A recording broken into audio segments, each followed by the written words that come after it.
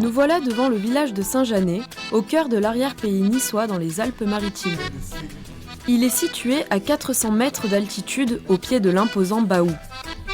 Nous entrons dans le vignoble des hautes collines de la Côte d'Azur.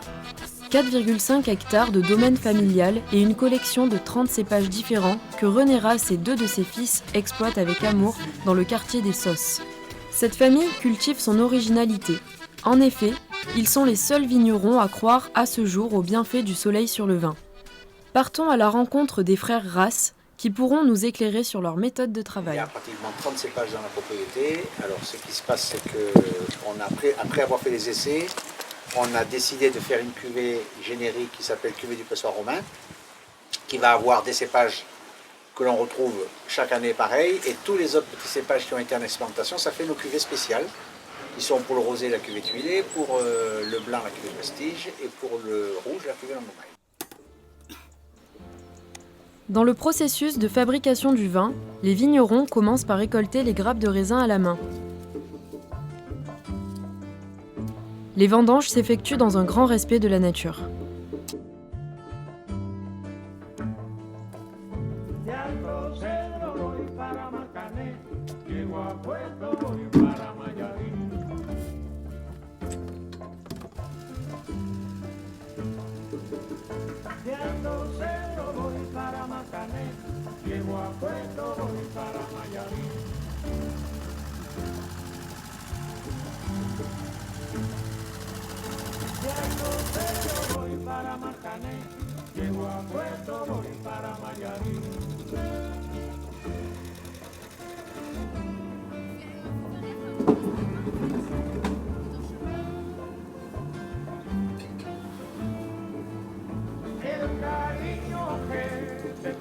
Le jus de raisin est obtenu par pressurage de ces grappes.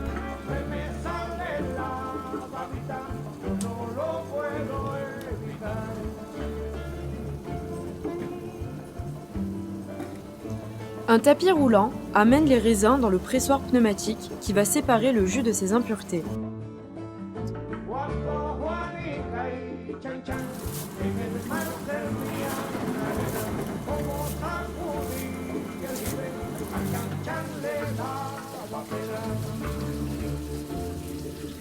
Nous avons cherché à en savoir plus. Tout ce qu'il y a deux couleurs de raisins, il y a des raisins blancs et des raisins rouges. Avec les raisins blancs, on ne peut faire que du vin blanc, puisque la couleur est blanche. Avec les raisins rouges, on peut faire blanc, rouge et rosé, parce que c'est la pulpe qui est blanche et la peau qui est rouge. Avec les raisins rouges, on peut faire ça.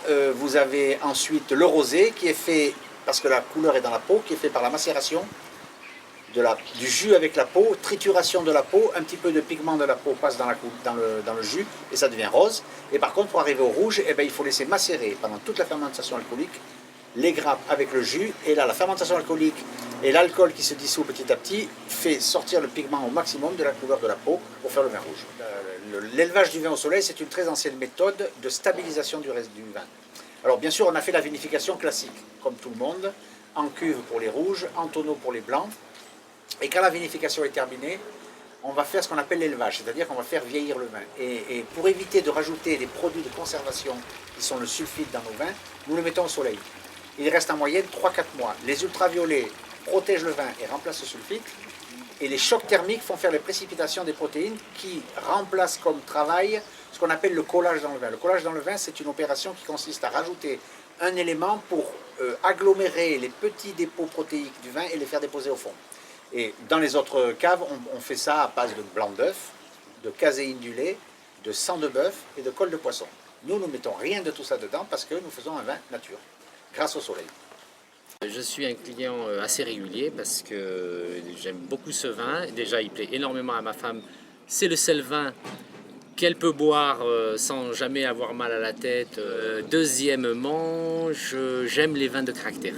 Pour les étiquettes, donc, nous sommes une famille nombreuse et dans la famille, il y a un artiste peintre qui dessine de très beaux tableaux et nous est venue l'idée de décorer nos bouteilles avec ces tableaux. Donc chaque millésime, on choisit un tableau et le tableau est choisi en fonction de l'intensité du millésime. Quand c'est un très grand millésime de grande garde, vous avez un tableau très chargé, et quand c'est un millésime plus léger selon les années, ben, c'est un tableau plus épuré. Donc après, quand vous avez le vin dans votre cave, vous savez celui que vous pouvez garder ou celui que vous pouvez boire. C'est en fin d'après-midi que les amateurs de vin se donnent rendez-vous pour une dégustation. Après, si René, là, le papa de Georges, en plus, il aime bien raconter un peu l'histoire du vignoble, si on va aller faire un petit tour. Après, on organise des repas aussi. Alors, ça dépend. Moi, voilà, s'il y a un accompagnateur, l'accompagnateur général parle. Au programme, détente et découverte de ces vins originaux et délectables, accompagnés d'amuse-bouches régionaux.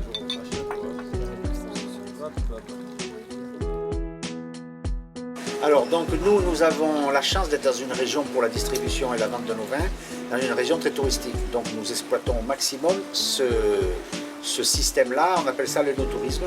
C'est-à-dire que nous faisons venir le maximum de gens chez nous pour leur montrer l'environnement dans lequel nous sommes et pour leur faire déguster les vins pour qu'ils l'achètent. Donc ça c'est pour 50 à 60% de la vente de nos vins. Ensuite il reste 30% qui est distribué dans les grands restaurants et dans les caves de la Côte d'Azur.